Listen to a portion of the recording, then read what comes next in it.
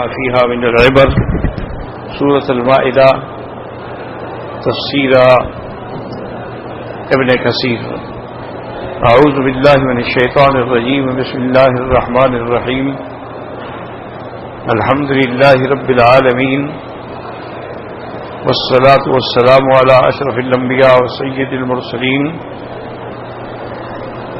سيدنا محمد وعلى آله وأصحابه أجمعين.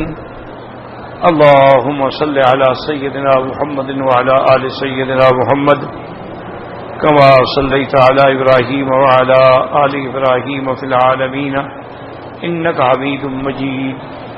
أعوذ بالله من الشيطان الرجيم. بسم الله الرحمن الرحيم. يا أيها الرسول لا يحزنك الذين يسارعون في الكفر من الذين قالوا آمنا بأفواههم ولم تؤمن قلوبهم ومن الذين هادوا سماعون للكذب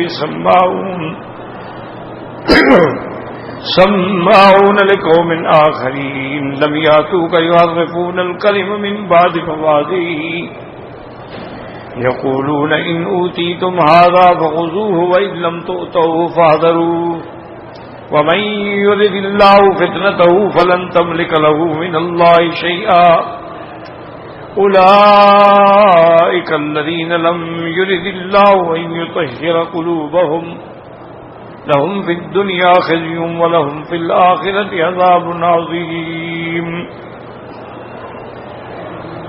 سماعون للكذب أكالون للسحت فإن جاءوك فاحكم بينهم أو أعرض عنهم وإن تعرض عنهم فلن يضروك شيئا وإن حكمت فاحكم بينهم بالقسط إن الله يحب المقسطين. وكيف يحكمونك وعندهم التوراة فيها حكم الله ثم يتولون من بعد ذلك وما أولئك بالمؤمنين. إنا أنزلنا التوراة فيها هدى ونور يحكم بها النبيون الذين أسلموا للذين هادوا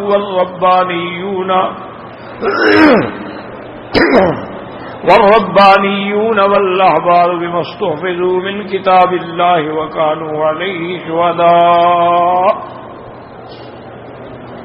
فلا تخشوا الناس واخشوني ولا تشتروا بآياتي ثمنا قليلا ومن لم يحكم بما أنزل الله فأولئك هم الكافرون. اب ان آیات مبارکہ میں جیسے کہ ابتدا میں سارے اہل کتاب کا ذکر آ رہا تھا تو درمیان میں قصہ ابن آدم آ گیا، پھر اس کے بعد اللہ تبارک و تعالی نے حدود کا ذکر فرما دیا، تو اب پھر کلام جو ہے وہ اہل کتاب کی طرف لوٹ گئی. ان آیات کے اسباب نزول میں دو واقعات کا ذکر کیا گیا ہے. ایک بات تو یہ ہے کہ 3 قبائل تھے یہودیوں کے، بڑے بڑے قبیلے تھے.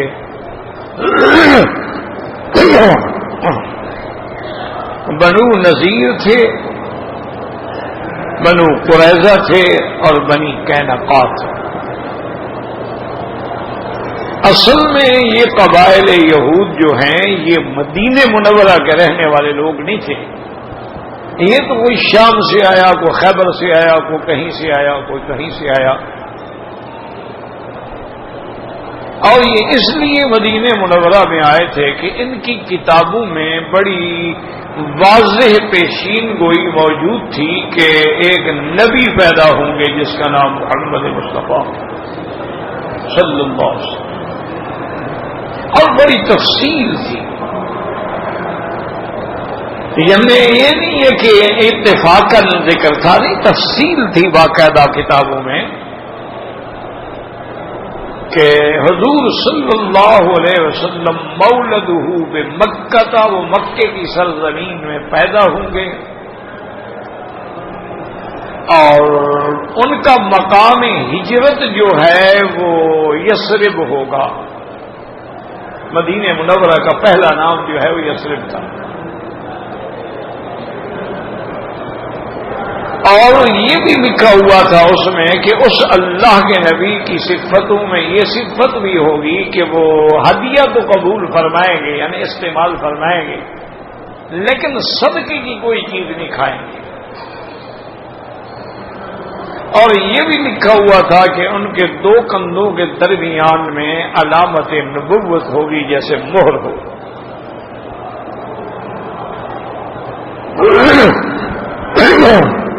اور یہ بھی لکھا ہوا تھا کہ وہ خاتم الانبیاء ہوں گے، ان کے بعد نبوت ختم ہو جائے. یہ ساری تفاصیل اور صرف ایک کتابیں نہیں ہیں، پہلی جتنی کتابیں گزری ہیں ان سب کے اندر میرے مدنی محبوب کا ذکر ہے صلی اللہ علیہ وسلم، کیونکہ اللہ نے تمام انبیاء سے یہ عہد لیا تھا کہ تم میرے مدنی پاک پر ایمان لاؤ گے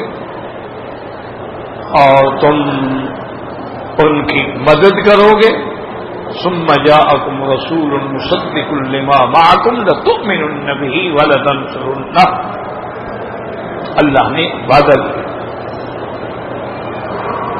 تو تمام انبیاء کو یہ علم تھا کہ سب سے آخر میں آنے والے نبی جو ہیں وہ حضرت محمد مصطفیٰ صلی اللہ علیہ وسلم. اور اتنی واضح علامات تھیں کہ بعض عیسائیوں نے اور یہودیوں نے اپنے گرجوں میں اپنے مندروں میں حضور صلی اللہ علیہ وسلم کی باقاعدہ مجسمے بنائے ہوئے تھے. یہ مجسمہ ہوتا ہے نا، جیسے آج کل لندن میں آپ جائیں میوزیم میں بادام تساؤ تو وہاں سارے تاریخ میں جو بڑے بڑے لوگ گزرے ہیں ان سب کے مجسمے بنے ہوئے ہیں. اور وہ اتنا پرفیکٹ ہوتے ہیں کہ آدمی دیکھ کے حیران ہو جاتا ہے کہ شاید یہ واقعی وہی آدمی کھڑا ہے. بہت سارے لوگ پھر شوق کرتے ہیں کہ ان کے ساتھ کھڑے ہو کے اپنے فوٹو بنواتے ہیں. وہ بالکل عین یعنی صحیح معنوں میں وہ شکل ہوتی ہے اور مجسمہ ہوتا ہے بنا ہوا. اسی طرح کپڑے لباس. تو یہود اور نصارہ نے بھی اپنے عبادت خانوں میں جیسے کہ سیدہ ام حبیبہ رضی اللہ تعالی عنہا بنت ابی سفیان زوجۃ النبی المصطفیٰ صلی اللہ علیہ وسلم نے حضور کو خود سنایا. آپ کی بیوی تھی کہ یا رسول اللہ ہم جب آ رہے تھے حبشہ سے، حضور کا نکاح جو ہے وہ حبشہ میں ہوا تھا اور آپ کے نکاح کے وکیل جو تھا وہ بادشاہ حبشہ تھا نجاشی. اس نے بحیثیت وکیل کے حضور کا نکاح کیا اور مہر دی، خادمہ دی اور بڑی اعزاز اکرام کے ساتھ انہیں روانہ کیا. تو فرماتی ہیں کہ ہم ایک گرجے میں آئے تو گرجے کے پادری نے ہم سے کہا کہ کون لوگ ہو؟ ہم نے کہا اصل میں تو ہم مکے کے لوگ ہیں، لیکن پھر ہم ہجرت کر گئے تھے حبشہ، اب ہم مدینہ منورہ جا رہے ہیں، وہاں ایک اللہ کے نبی ہیں حضرت محمد مصطفیٰ. انہوں نے کہا جب تم میں سے کون ہے جو حضور کے زیادہ قریب ہو یا آپ کو پہچان سکے؟ تو بی بی نے کہا کہ حضور صلی اللہ علیہ وسلم میرے والد جو ہیں آپ کے چچا ہیں، میں ابو سفیان کی بیٹی ہوں. تو وہ کہتی ہیں مجھے اندر لے گئے تو ایک کمرہ تھا اور بڑے احترام سے انہوں نے الماریاں دیوار میں بنائی ہوئی تھی اور وہ دکھاتا گیا حتیٰ کہ آخری الماری پہ جب پہنچا تو اس نے جب پلواری کو کھولا تو میں نے کہا ہاذا محمد الرسول اللہ، یہ محمد رسول اللہ۔ میں نے کہا صدق، تم نے سچ کہا۔ انہوں نے کہا اچھا اب ساتھ والی الماری کھولی دائیں طرف والی تو کہا پہچانتی ہو؟ نے کہا ابو بکر ہے۔ ابو بکر بھی تو قریشی ہیں نا، اصل قبیلہ تو ایک ہے نا۔ اور یہ بھی یاد رکھیں کہ علم انساب میں 6 قسمیں ہوتی ہیں۔ کیا مانا؟ سب سے پہلا قسم جو ہے وہ تو شعب کہلاتا ہے، شعب کے بعد قبیلہ ہوتا ہے، قبیلے کے بعد عمارہ ہوتا ہے،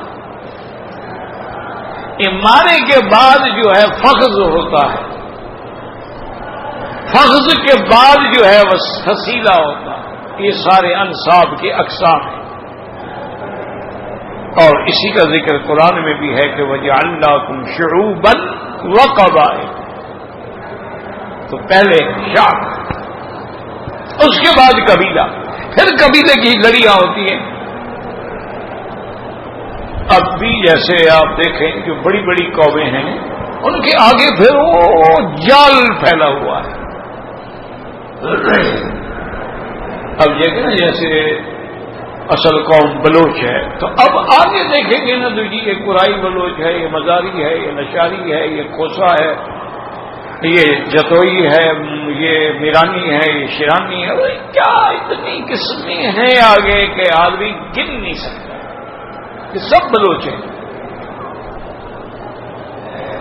یہ مری ہیں، یہ ہیں، یہ مینگل، سب بلوچ ہیں، اصل بلوچ۔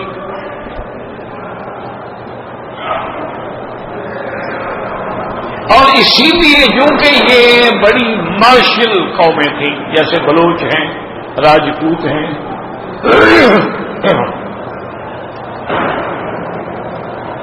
یہ بڑی مارشل بڑی مضبوط قومیں تھیں۔ اس لیے آپ دیکھیں گے کہ جتنے سمندر کے کنارے اور دریاؤں کے کنارے یہ قومیں زیادہ آباد ہیں، کیونکہ پہلے لوگ جو تھے نا وہ سفر پر نکلتے تھے، بیڑے ہوتے تھے، تجارتی کشتیاں ہوتی تھیں، تو قزاق جو ہیں وہ لوٹ لیتے تھے۔ تو پھر ان لوگوں سے وہ تاجر جو تھے نا وہ طے کرتے تھے کہ جی ہم آپ کو اتنا پیسے دیں گے، آپ اپنے علاقے سے ہمیں پاس کریں، کوئی قزاق ہمیں نہ لوٹے۔ اس لیے آپ یہ دیکھیں نا سارا علاقہ پاکستان سے آپ نکلیں، گوادر آ جائیں، پسنی آ جائیں، اسی طریقے سے آگے آپ چلتے آئیں، بحرین آ جائیں، کویت آ جائیں، عمان آ جائیں، سب بلوچ ہیں۔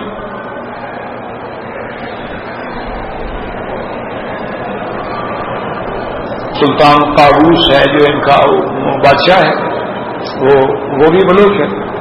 اسی طرح پورا مکران ہے، اسی طرح پھر آپ چلے جائیں نیچے بلوچستان ہے، سارا ایران سے جا کر زاہدان ہے، یہ سارا اسی لیے وہ دشمن کی ایک سازش ہے نا کہ گریٹر بلوچستان، یعنی آدھا ایران سے کاٹو آدھا پاکستان، الگ ایک ملک بنا دو۔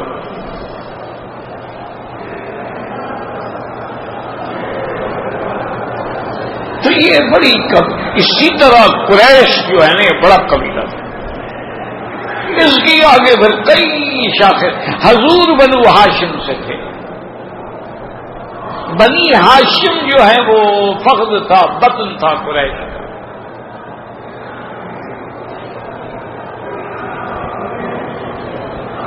اور قریش کہتے پتہ کیوں کہتے تھے قریش کو کہ کرش ایک مچھلی ہے سمندروں میں، وہ اتنی بڑی ہوتی ہے کہ چھوٹی چھوٹی سب مچھلیوں کو کھا جاتی ہے۔ تو یہ قبیلہ اتنا بڑا تھا کہ چھوٹے چھوٹے قبیلے سب کھا جاتا تھا، کوئی جرت نہیں کر سکتا تھا ان سے۔ اور بعض کہتے ہیں کہ نہیں، وہ مانا یہ ہے کہ انہوں نے جمع کیا ساری قوم۔ تو بہرحال مانا یہ ہے کہ سمجھیں کہ حضور پاک صلی اللہ علیہ وسلم رحمت دو عالم صلی اللہ علیہ وسلم کی شان جو ہے نا جی وہ ساری کتابوں میں، اللہ اکبر اللہ اکبر۔ اسی طرح یعنی آپ دیکھیں نا جی کہ اول جو ہے وہ آدم ہے، اور آخر جو ہے وہ محمد مصطفیٰ صلی اللہ علیہ وسلم. اول کی پیدائش جنت میں ہے. آدم علیہ السلام جنت میں پیدا ہوئے نا, اور آخر کی پیدائش جو ہے وہ زمین پہ ہے اور مکہ مکرمہ میں ہے. آدم علیہ السلام کی مٹی جو ہے وہ بھی زمین سے لی گئی, وہ جنت میں نہیں پڑی تھی.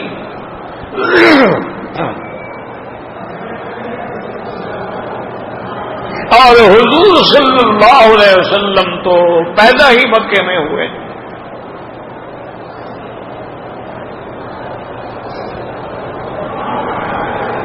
تو اس لیے ہر پیغمبر نے حضور کے بارے میں خبر دی کہ ہمارے بعد ایک نبی آئیں گے. جیسے قرآن کہتا ہے کہ عیسیٰ علیہ السلام نے بھی اپنی حواریین سے کہا وَمُبَشِّرًا بِرَسُولٍ یأتی من بعد اسمہ احمد, میں تمہیں مبارک دیتا ہوں, خوشخبری دیتا ہوں کہ میرے پاس ایک نبی آئیں گے جن کا نام احمد ہو صلی اللہ علیہ وسلم. اسی لیے حضرت سلمان فارسی بات کو اچھی طرح سمجھیں, جب تک کسی بات کا پس منظر معلوم نہ ہو تو آیت سمجھ نہیں آ سکتی.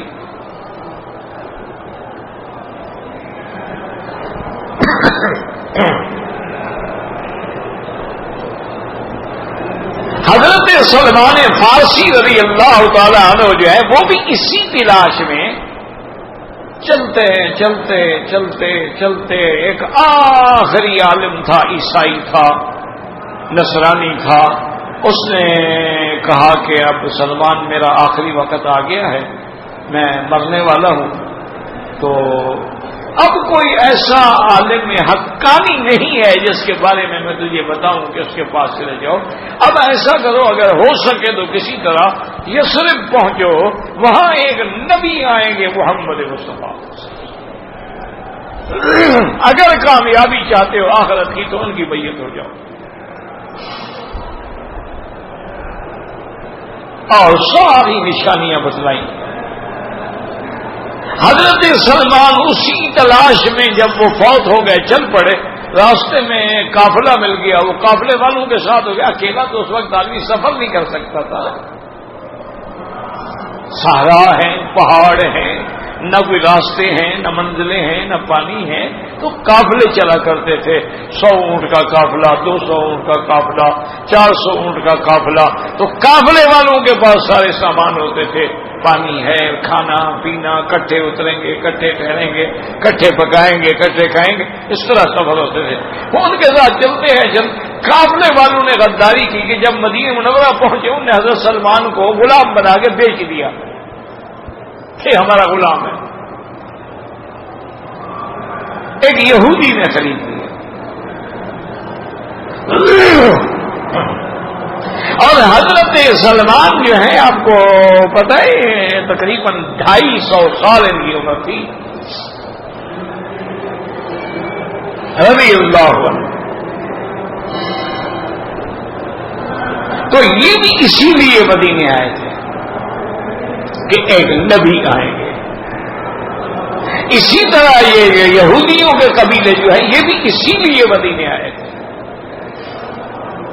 کہ ایک نبی آئیں گے, آخری نبی آئیں گے, ہم ان پر ایمان لائیں گے. اسی انتظار میں یہ مدینہ منورہ میں بیٹھے ہوئے تھے. اب جو قبیلہ بنو نذیر تھا یہ دولت میں بھی, رجال میں بھی, مال میں بھی زیادہ طاقتور تھا بنو قریظہ سے.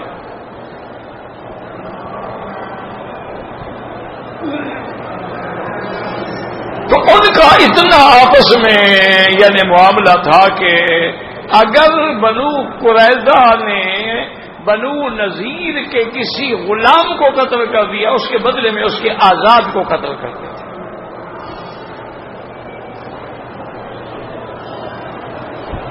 کیا لا حول ولا قوت الا باللہ,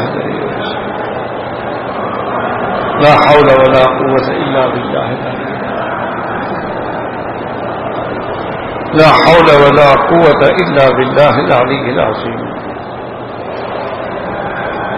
تو یاد رکھیں تو انہوں نے یہ کیا ہوا تھا کہ اگر وہ دیت دیتے تھے تو بنو نذیر تو دیتے تھے 70 وسق.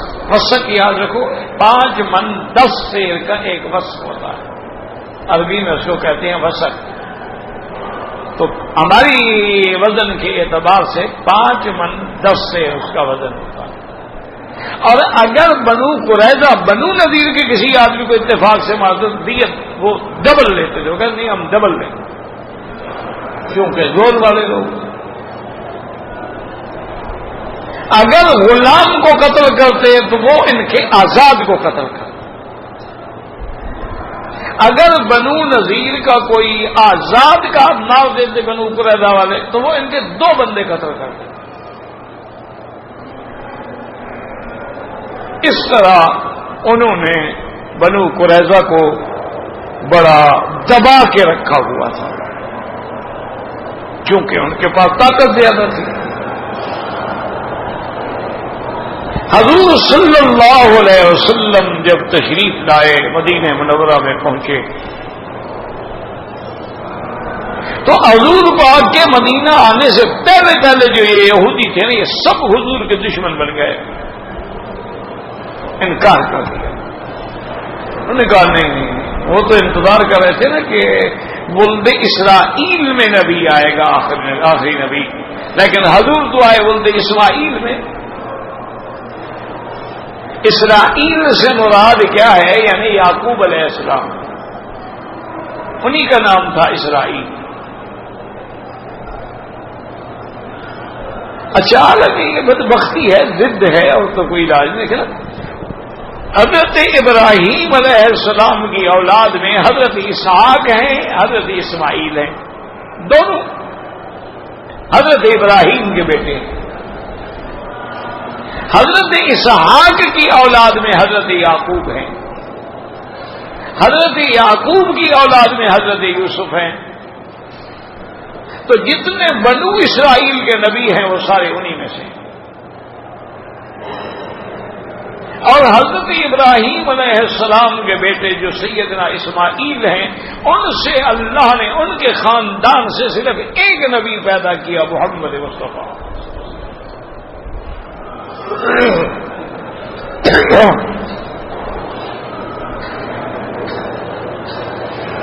موتی تو بہت ہوتے ہیں نا, لیکن لال کوئی ایک ہوتا ہے.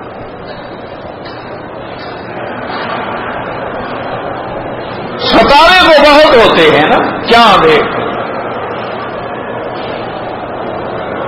اس لیے سارے انبیاء شان والے تھے, اپنے وقت میں روشنی پہنچانے والے تھے, لیکن سب سے افضل, سب سے اکمل, سب سے اجمل شان والے حضرت محمد رسول اللہ.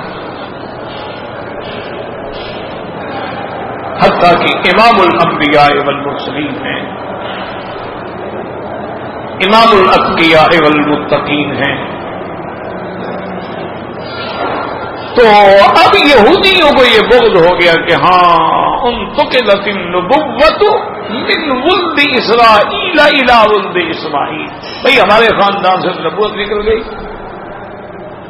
لہذا ہم نہیں مانتے.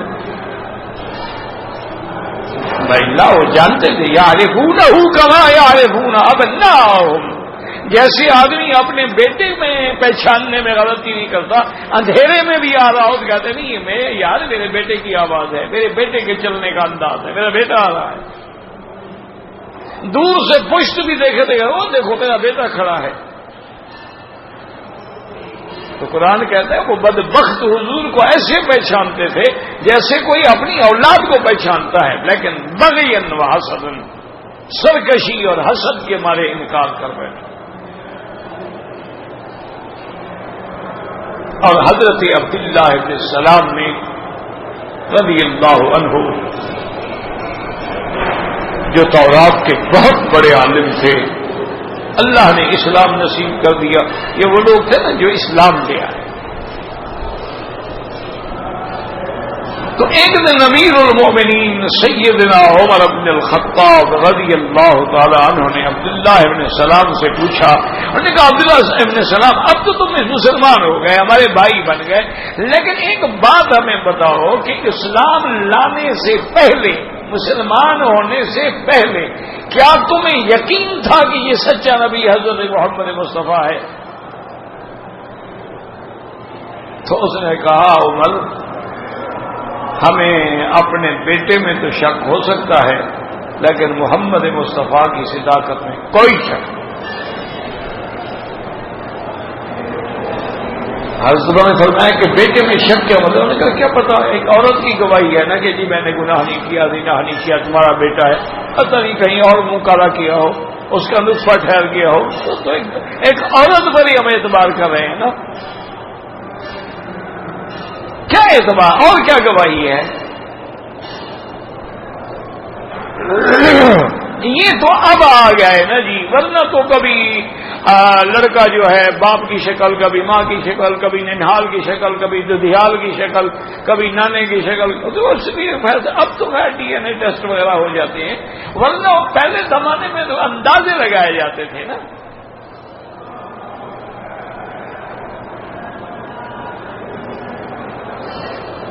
انہوں نے کہا اپنی اولاد میں تو شبہ ہو سکتا ہے کہ اس کی گواہی دینے والی صرف ایک عورت ہے، لیکن محمد مصطفیٰ میں کوئی شبہ نہیں کہ جس کی گواہی دینے والے تمام انبیاء ہیں اور جس کی گواہی دینے والا حضرت خداوند قدوس ہے کہ هو الذی ارسل رسولہ بالہدی ودین الحق لِیُظْہِرَهُ عَلَى الدِّینِ کُلِّهِ وَکَفَىٰ بِاللَّهِ شَہِیدًا۔ اللہ نے فرمایا میرا محبوب آپ کو کیا ضرورت ہے، آپ کی صداقت کی نہیں، میری گواہی کافی ہے۔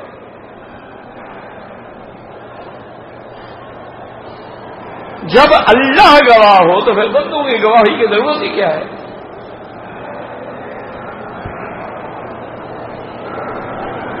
تو اس لیے ہمیشہ یاد رکھیں کہ یہ آئے تو حضور کے لیے تھے لیکن بدبخت انکار کر بیٹھے۔ جب حضور مدینے پاک آ گئے صلی اللہ علیہ وسلم تو حضور نے بھی یہودیوں سے معاہدہ کر دیا۔ یہ میثاق مدینہ کے نام سے بڑا مشہور معاہدہ ہے۔ اس سے ہمیں سبق ملتا ہے کہ اگر مسلمانوں کو کبھی یہودیوں سے معاہدہ کرنا پڑے، نصرانیوں سے کرنا پڑے، ہندوؤں سے کرنا پڑے، مشرکین سے کرنا پڑے تو جائز ہے، کوئی منع نہیں۔ حضور صلی اللہ علیہ وسلم نے صلح حدیبیہ کے موقع پر مشرکین مکہ سے معاہدہ کیا اور مدینہ منورہ پہنچنے کے بعد حضور نے یہودیوں سے معاہدہ کیا۔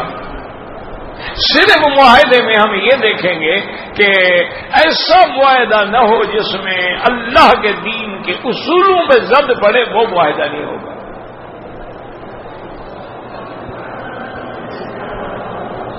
تو معاہدہ جو تھا یہودیوں سے صرف یہ تھا کہ بھئی اللہ نے ہمیں اقتدار دیا، ہم تمہاری حفاظت کریں گے، اگر کوئی دشمن تم یہودیوں پہ حملہ کرے ہم اس کی مدد نہیں کریں گے، اگر کوئی دشمن ہم پہ چڑھائی کرے تو تم ہمارے دشمن کی مدد نہیں کرو گے، تم بھی آرام سے رہو ہم بھی آرام سے رہیں، ہم بھی تمہارے جان و مال آبرو کی حفاظت کریں گے، تم بھی مسلمانوں کی جان مال آبرو کی حفاظت کرو، اور اگر تم سے کوئی قتل ہو گیا اور دیت کا مسئلہ آ گیا ہم مدد کریں، اور ہم سے کوئی ایسی بات ہو گئی تو تم ہمارے بندے کی مدد کرو۔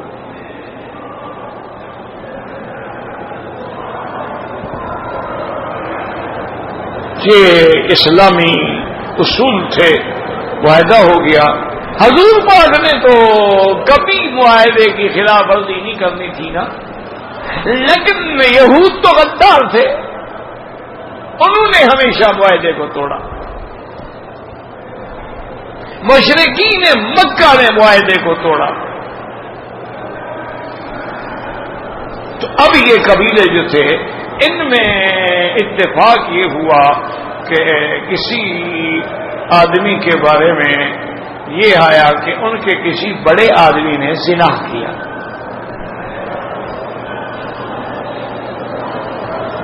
اور وہ آدمی بھی بڑا تھا اور عورت بھی کسی بڑے خاندان کی تھی، لیکن پکڑے گئے، راز کھل گیا۔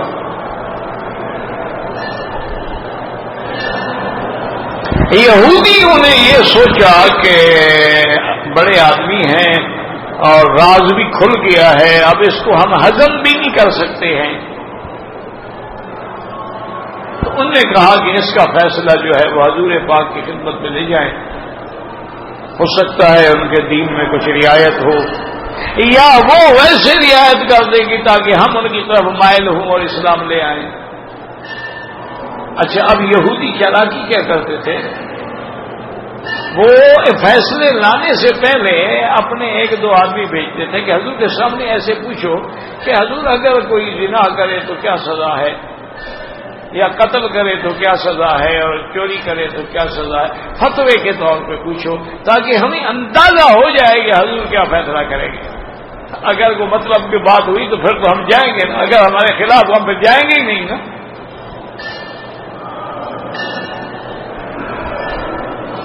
اور پھر وہ یہ کرتے تھے کہ اگر کوئی بڑا آدمی جرم کرتا تھا اس کے لیے سزا کم کر دیتے تھے،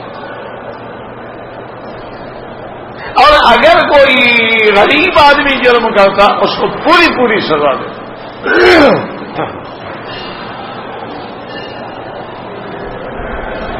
تو اسی لیے حضور کی خدمت میں زنا کے مسئلے میں انہوں نے مقدمہ رکھا اور کہا کہ حضور آپ فیصلہ کر دیں۔ حضور نے کہا اچھا تم یہ بتاؤ کہ تمہاری کتاب میں کیا حکم ہے،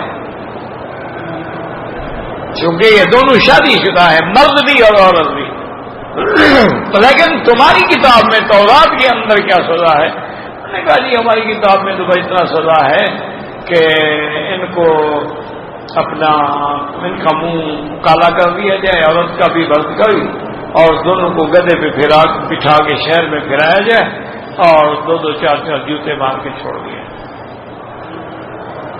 الگ الگ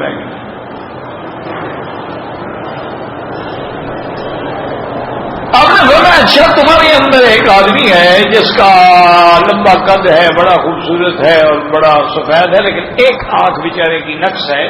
انہوں نے کہا ہاں جی عبداللہ ابن سوری، آپ فرمایا ہاں، اس کے بارے میں حضور نے فرمایا تم کیا کہتے؟ انہوں نے کہا جی وہ تمہارا بہت بڑا عالم ہے، ابھی وہ مسلمان نہیں ہوئے، بعد میں وہ بھی مسلمان ہوئے۔ اب میں سے ان کو بلاؤ، ان کو بلایا گیا تو حضور نے فرمایا کہ عبداللہ ابن سوری تم یہ بتاؤ کہ اگر کوئی مرد اور عورت زنا کرے اور دونوں شادی شدہ ہو تو اس کی سزا تورات میں کیا ہے؟ اس نے کہا حضور رجم، سنگسار کرنا۔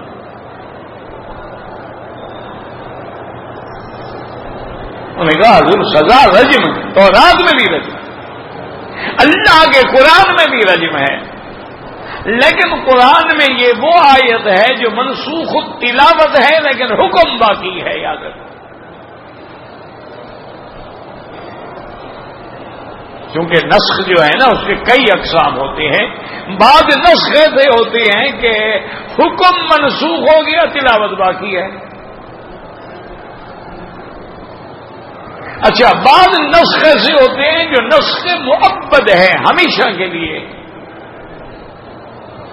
جیسے کہ قبلہ مسجد اقصی تھا، پھر اللہ نے حکم دے فَوَلِّ وَجْهَكَ شَطْرَ الْمَسْجِدِ الْحَرَامِ، اب قیامت تک کے لیے قبلہ جو ہے وہ اللہ کا کعبہ ہے۔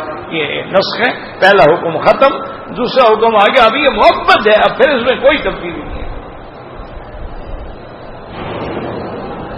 اسی طرح اللہ نے فرمایا تھا یا ایھا المزمل قم اللیل الا قلیلا نصفہ او انقص منہ قلیلا او زد علیہ وَرَتِّلِ الْقُرْآنَ تَرْتِيلًا۔ اللہ نے حکم دیا میرے محبوب رات کو اٹھیں، تہجد ادا کریں، کتنا؟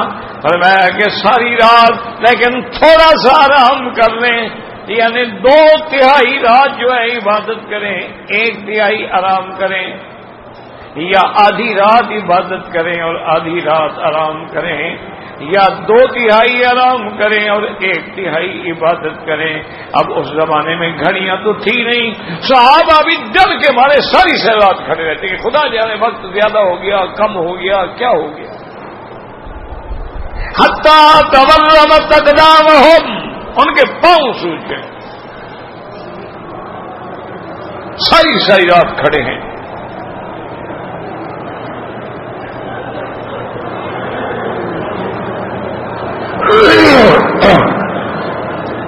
اب جناب یہ دیکھیں کہ یہ حکم جو ہے اللہ کی شان ہے کہ بعض علماء فرماتے ہیں کہ 17 مہینے تک یہ حکم رہا، اس کے بعد اللہ نے رعایت کر دی حضور کی امت کی۔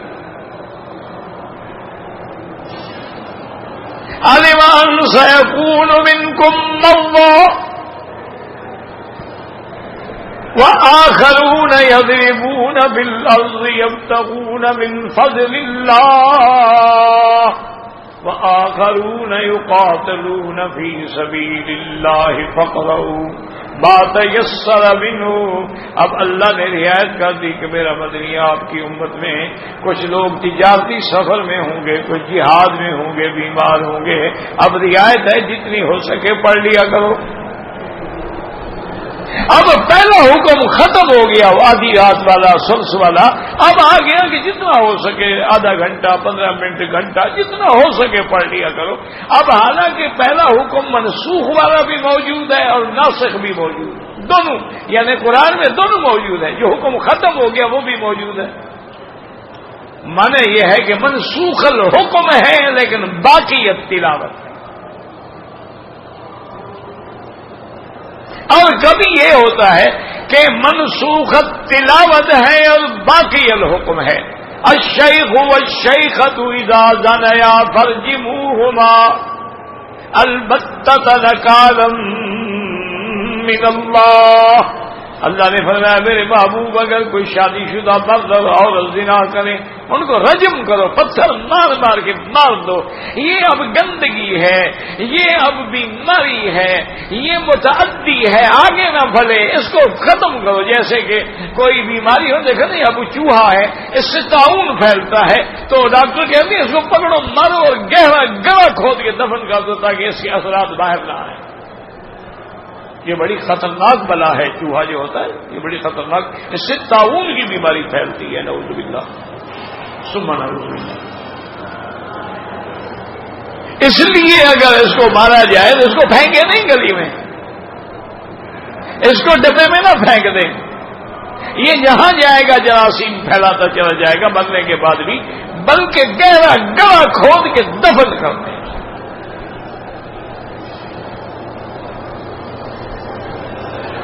اس لیے اللہ فرماتے ہیں کہ بھی جب تیرے پاس عورت موجود ہے، شادی شدہ ہو، اور پھر تم یہ حسرت پہلے بھی پوری کر چکے ہو، اب بھی اگر شوق ہوتا ہے تو گھر چلے جاؤ، تمہاری بیوی موجود، پھر تم نے زنا کیا ہے تو اب اس وجود کے رہنے کی ضرورت ہی نہیں ہے، دنیا کو پاک کرو اس گند سے۔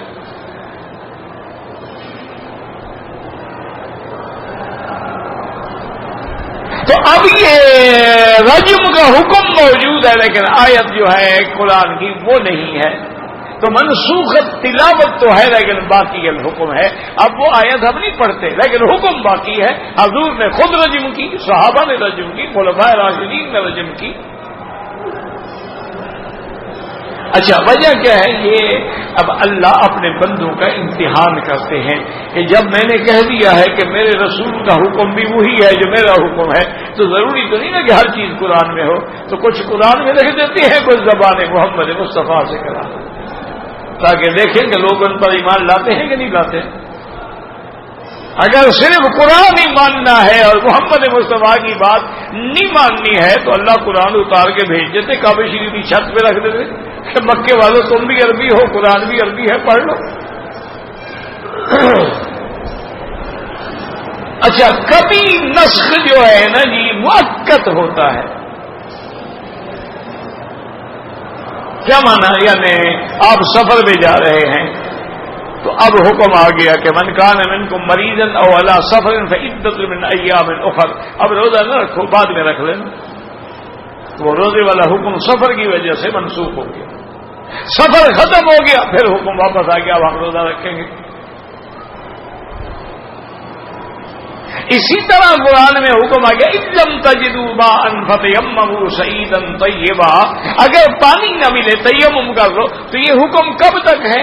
وہ غسل وضو والا حکم ختم ہو گیا، تیمم والا آ گیا. لیکن پانی مل جائے تو اب تیمم والا حکم ختم ہو گیا، وہ غسل والا آ گیا. اس کو کہتے ہیں نسخ مؤکد، کہ تھوڑے سے وقت کے لیے نسخ ہے، پھر حکم باقی ہے.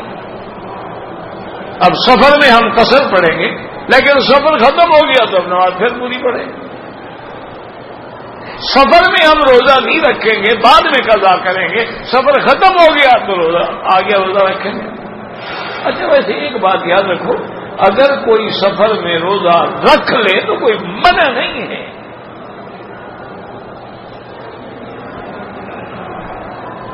اس لیے کہ ایک جگہ قرآن میں یہ بھی وَأَن تَصُومُوا خَيْرٌ لَكُمْ، اگر تم روزہ رکھو تو زیادہ بہتر ہے، کیونکہ بعد میں قضا تو کر لو گے لیکن رمضان کا مہینہ تو نہیں ہوگا، پھر یہ مہینہ تو نہیں رہے گا. رمضان کا روزہ رہ گیا تو بعد میں جب ہم قضا کریں گے اس وقت رمضان نہیں ہوگا نا. تو اس لیے اگر روزہ رکھ سکتے ہو، اور خاص طور پہ جو آج کل کے سفر ہیں نا، یہ تو سفر کہاں ہے، یہ تو عیاشیاں ہیں سفر کی طرح. یہ تو جی اب آپ ماشاءاللہ ایئر کنڈیشن گاڑیوں میں بیٹھتے ہیں اور 4-4.5 گھنٹے میں مدینہ شریف پہنچ جاتے ہیں. اونٹوں کے قافلے پتہ ہے کب پہنچے؟ 13 دن لگتے تھے اونٹ کے قافلے. اور اگر خچر یا گدھا ہوتی تھی نا تکڑے تو وہ 9 دن میں پہنچتے تھے. ذرا تیز ہوتی ہے نا چلنے میں اونٹ کی بنسبت. اور اونٹوں کے قافلے کم از کم 13 دن کے بعد جو ہے وہ مدینے سے مکہ اور مکہ سے مدینے پہنچتے تھے. اب 13 دن جب سفر کرنا ہو، گرمی ہو اور کوئی منزل نہ ہو، کوئی سایہ نہ ہو، کوئی درخت نہ ہو، کہیں پانی کا انتظام نہ ہو، وہی مشکیدہ ہے جو آپ کے ساتھ ہے، اسی سے آپ نے گزارا کرنا ہے. آگے چشمہ ملے گا، کوئی بدر میں ملے گا، کوئی آپ کو مستورہ میں ملے گا، کوئی آپ کو رابق میں ملے گا، منازل پہ ملے گا آپ کو. تو اس سفر کا تو پھر کیفیت ہے. لیکن اس زمانے میں بھی بی بی عائشہ فرماتی تھی میں تو روزہ نہیں چھوڑتی ہوں، سفر میں بھی روزہ نہیں، باوجود مشقت کے. ورنہ حقیقت اگر دیکھا جائے نا جی، اب مثلا ہوائی جہاز ایئر کنڈیشن آرام سے بیٹھے ہوئے ہیں.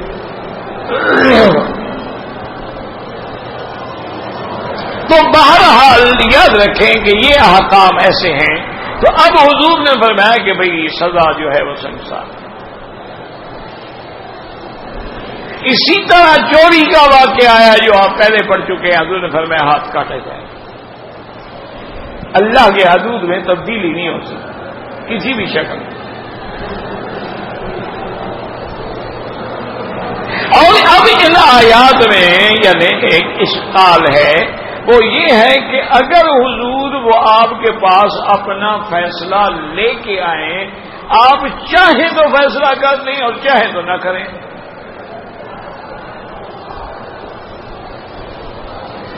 اور دوسری جگہ حکم ہے کہ نہیں آپ فیصلہ کریں. اسی آیات میں، انہی آیات میں آپ غور کریں نا تو آپ کو ملے گا کہ یا رسول اللہ صلی اللہ علیہ وسلم اگر وہ لوگ آپ کے پاس اپنا فیصلہ جو ہے وہ لے آتے ہیں تو اب آپ کی مرضی ہے فَإِن جَاءُوكَ فَاحْكُم بَيْنَهُمْ أَوْ أَعْرِضْ عَنْهُمْ، فیصلہ کر دیں یا نہ کریں. وَإِن تُعْرِضْ عَنْهُمْ، اگر آپ فیصلہ نہ کریں فَلَن يَضُرُّوكَ شَيْئًا، آپ کو کوئی نقصان نہیں دے سکتے. اور اگر آپ فیصلہ کرنا چاہتے ہیں وَإِنْ حَكَمْتَ فَاحْكُم بَيْنَهُمْ بِالْقِسْطِ، پھر عدل سے فیصلہ کریں. اسی طرح اللہ تبارک و تعالی نے یہ بھی ارشاد فرما دیا ہے کہ اگر وہ آپ کے پاس آتے ہیں، حالانکہ ہم نے تورات ان پہ نازل کی ہے، لیکن اس کے بعد وہ ہدایت بھی ہے، نور بھی ہے، اسی پر انبیاء فیصلہ بھی کرتے رہے ہیں، تو اور اسی پہ وہ گواہ بھی ہیں، تو آپ کسی کا ڈر نہ کریں اور فیصلہ کر لیں قرآن. کیوں من لم یحکم بما انزل اللہ، اگر قرآن کے مطابق فیصلہ نہیں کرے گا تو کافر ہے. تو یہ کیا ہوا؟ ایک جگہ ہے کہ آپ چاہیں تو کر دیں اور چاہیں تو نہ کریں، اور دوسری جگہ کہ نہیں ہر حال میں کریں. بات کو سمجھو تو یہ ایک بڑا اشکال ہے، تعارض ہے. اب اس کا جواب جو ہے وہ علماء نے اور مفسرین میں، مجتہدین اور محدثین نے، اسی لیے ہم میرے عزیز اسی لیے ہم کہتے ہیں کہ جب تک آدمی علماء کے دروازے پہ نہ آئے قرآن سمجھ نہیں آ سکتا. لازم وہ ٹھوکر کھائے. اب دیکھیں نا بڑے بڑے لوگ گزرے ہیں، جیسے سر سید تھا، علامہ مشرقی تھا، مودودی صاحب تھے، بڑے بڑے لوگ گزرے، اللہ رحمت کرے ان کی، اللہ مغفرت فرمائے. لیکن وجہ کیا تھی کہ صحیح اور پراپر چینل نہیں آئے تھے، صحیح طریقے سے اندر نہیں آئے تھے. انہوں نے اپنی اسٹڈی سے، اپنے مطالعے سے، اپنے وسعت مطالعے سے علوم حاصل کیے تھے، اس لیے ایسی ایسی ٹھوکریں کھائیں. اللہ معاف کر، اللہ معاف کر. کچھ تو نماز کا انکار کر بیٹھے. انہوں نے کہا جی یہ نماز جو ہے نا یہ کیا ہے کہ کھڑے رہو پھر رکوع میں جاؤ پھر کھڑے ہو جاؤ پھر سیدھے. انہوں نے کہا یہ ایکسرسائز ہے. اب ہمارے پاس مشینیں آ گئی ہیں، اب تو انڈور ایکسرسائز اور بھی ہو سکتی ہے، اب کوئی ضروری تھوڑا ہے نماز. اس وقت چونکہ ایکسرسائز کا زمانہ نہیں تھا، لوگوں کو طریقہ نہیں آتا تھا، تو اس لیے اللہ نے نماز رکھی تھی کہ ان کی ذرا ایکسرسائز پیٹی ہو جائے. اب ہمارے پاس اور طریقے موجود ہیں. نعوذ باللہ ثم نعوذ باللہ ثم نعوذ باللہ. اللہ معاف کرے. نماز کا انکار. اور اتنے بڑے لوگ، پڑھے لکھے لوگ، جنہوں نے بڑے بڑے یونیورسٹیاں بنائی، کالج بنائے، جنہوں نے سینکڑوں نہیں لاکھوں شاگرد چھوڑے، ٹھوکر کھا گئے. مودودی صاحب جیسا آدمی جس نے ساری زندگی کوشش کی کہ اسلامی نظام رائج ہو جائے، لیکن پتہ نہیں بیچارے سے کیا غلطی ہوئی. اب وہ مسائل بیان کرنا شروع ہوا، پھر تفسیر لکھ ڈالی، اور اس میں پھر وہی غلطی کی. عیسیٰ علیہ السلام کے رفع کے بارے میں بات کو گول مول کر گئے. پتہ نہیں اٹھایا گیا، پتہ نہیں اٹھایا گیا، پتہ نہیں آپ کی رفعت شان مراد ہے. وہ جو قادیانی ترجمہ کرتے تھے وہی کر گئے بیچارے. اللہ مغفرت فرمائے. وہ بھی اسی رجم کا انکار کر گئے.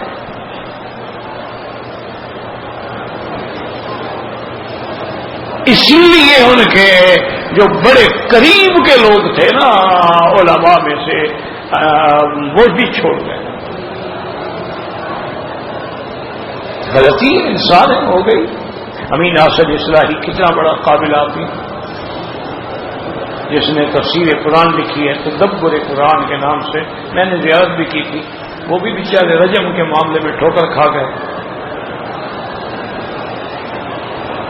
بڑے بڑے لوگوں نے ٹھوکر کھائی ہے نا، ہم سوچ ہی نہیں سکتے، تصور بھی نہیں کر سکتے. وجہ کیا تھی کہ وہ پراپر چینل نہیں آئے کسی، یعنی انہوں نے علم جو ہے فات البیوت من ابوابہا، دروازے سے نہیں آئے.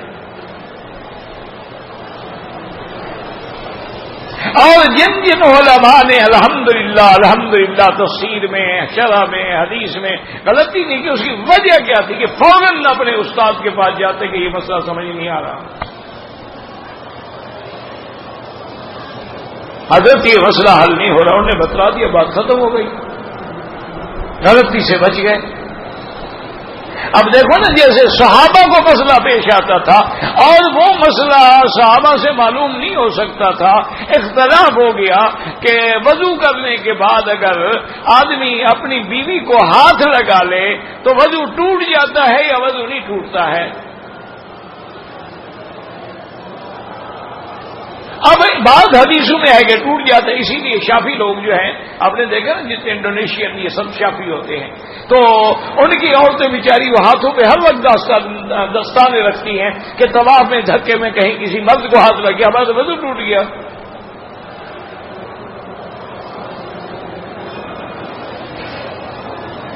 اب اس مسئلے پر جب اختلاف ہوا کہ مسل مرآتے ناقض للوضوء ام لا، کہ عورت کو ہاتھ لگانے سے وضو ٹوٹ جاتا ہے یا نہیں ٹوٹتا،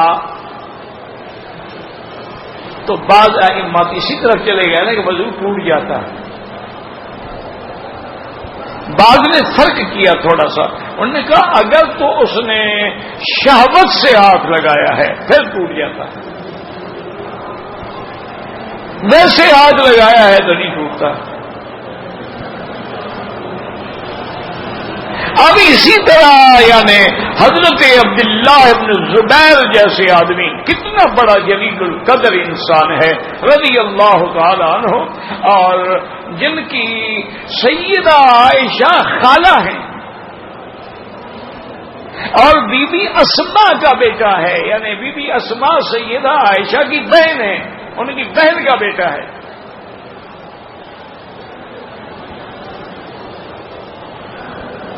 ان کو صحابہ نے کہا کہ بھئی یہ مسئلہ چونکہ ایسا ہے کہ یہ تو مسئلہ بی بی عائشہ ہی بتلا سکتی ہے نا، مرد تو نہیں بتلا سکتے، یا تو کسی نے حضور کی حدیث سنی ہو۔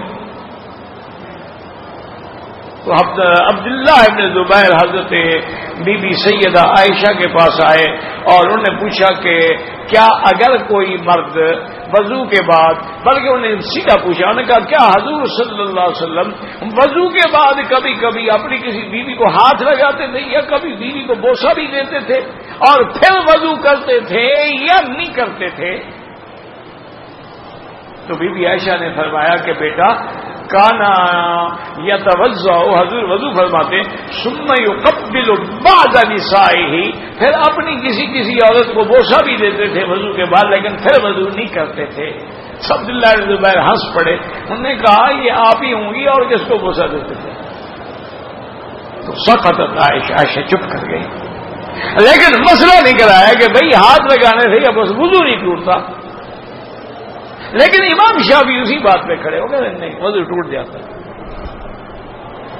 اور بعض فقہا نے اس میں شرط پیدا کر دی کہ اگر شہوت سے ہاتھ لگایا ہے، وہ کہتے ہیں ہو سکتا ہے مدی آ گئی ہو، لہذا احتیاط ہے کہ وضو ٹوٹ گیا۔ تو اب یہ مسائل جو تھے نا جی، اگر آدمی نے صرف کتابیں پڑھی ہوئی ہوں اور کسی استاد سے نہ سمجھا ہو تو پھر نتیجہ یہی نکلے گا نا جو ان بڑے بڑے لوگوں کا نکلا۔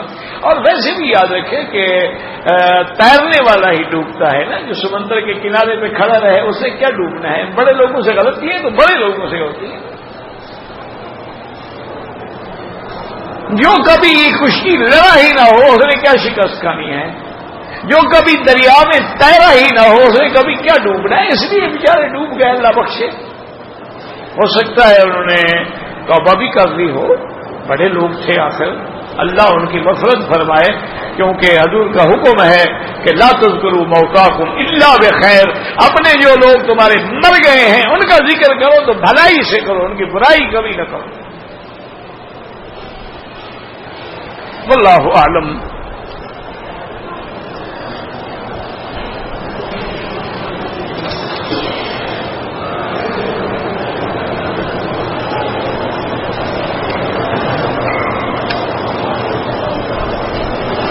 کہتے ہیں کہ ہم لوگ کام کرتے ہیں، وہاں لفٹ میں آنا جانا پڑتا ہے، اور کبھی کبھی ایسا ہوتا ہے کہ جب ہم لفٹ میں جا رہے ہوتے ہیں، ایک دو عورتیں ہوتی ہیں، کیا ہم ان کو سلام کر سکتے ہیں یا نہیں کر سکتے ہیں؟ جناب گزارش یہ ہے کہ جب عورت ہوتی ہے تم لفٹ میں سواری نہ ہو، کھڑے ہو جب تک کہ وہ چلی نہ جائے، غیر محرم عورت سے تخلیہ حرام ہے اور تم سلام کرنے چلے ہو. ماشاءاللہ بڑا شریف آدمی ہے. مولی مکی کو تو کبھی سلام نہیں کیا.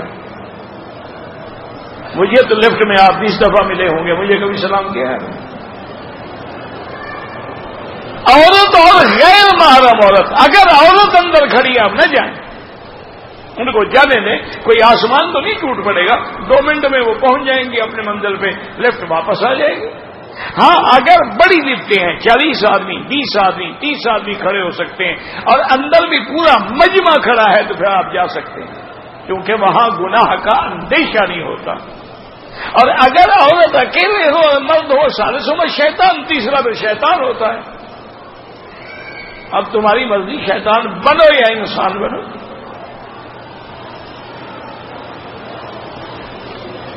ویسے ان کو عورتوں کے سلام کا بڑا فکر ہے. کبھی اپنے باپ کو بھی سلام کیا ہے, کبھی اپنے استاد کو سلام کیا ہو.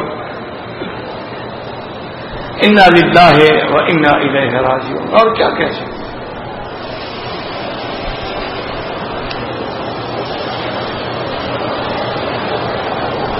ہم 2 بہن ہیں, اچھے تعلقات تھے. میری شادی کے بعد ہم تھوڑا گمراہ, پتہ ہے لڑکا میری عزت کرتا, میری بہن کو تکلیف ہوتا. پتہ ہے میں تو نہیں سمجھا آپ کیا پوچھ رہے ہیں. بڑی بہن کا رشتہ ختم کریں. بہرحال مجھے کوئی سمجھ نہیں آیا مسئلہ آپ نے کیا لکھا ہے اور پوچھنے کا مقصد کیا ہے. جب سمجھ نہ آئے تو میں جواب کیسے دے سکتا. اس لیے مہربانی کر کے وضاحت سے لکھیں آپ پوچھنا کیا چاہتے ہیں.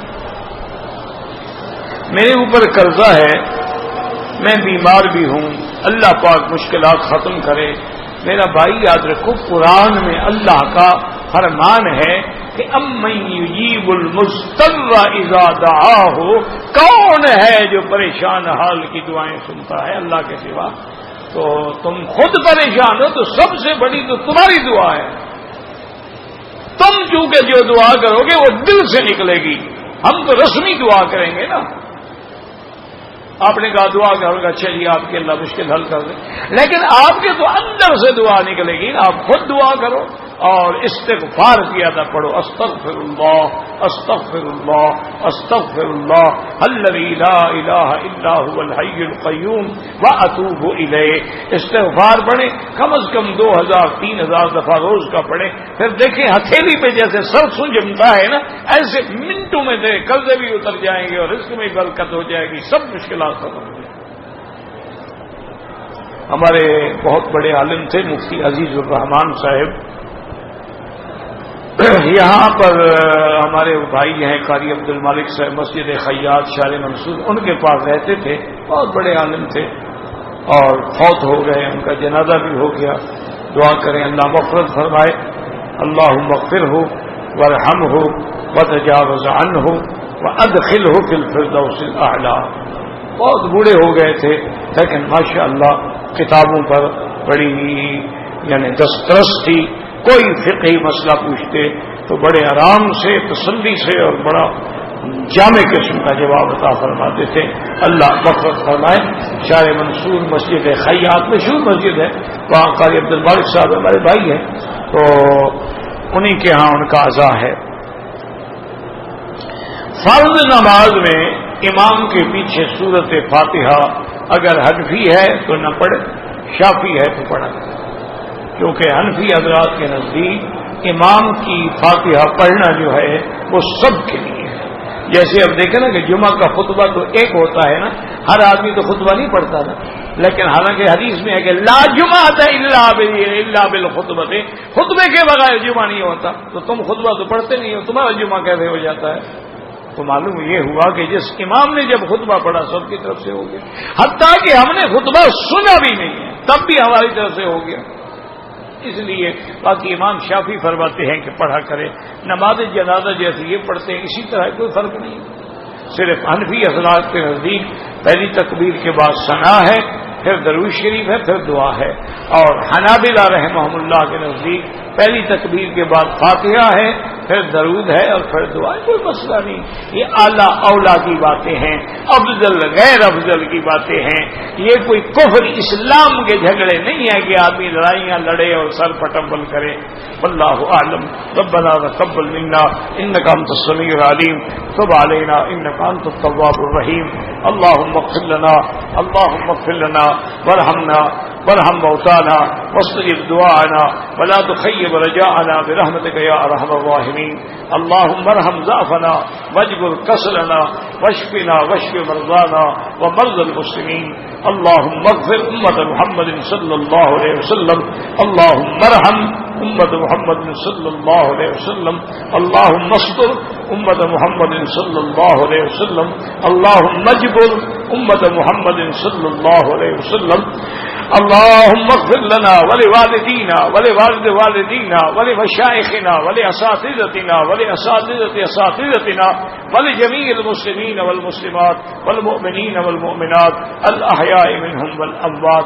وصلى الله تعالى على خير خلقه سيدنا محمد وعلى آله وصحبه أجمعين برحمتك يا أرحم الراحمين۔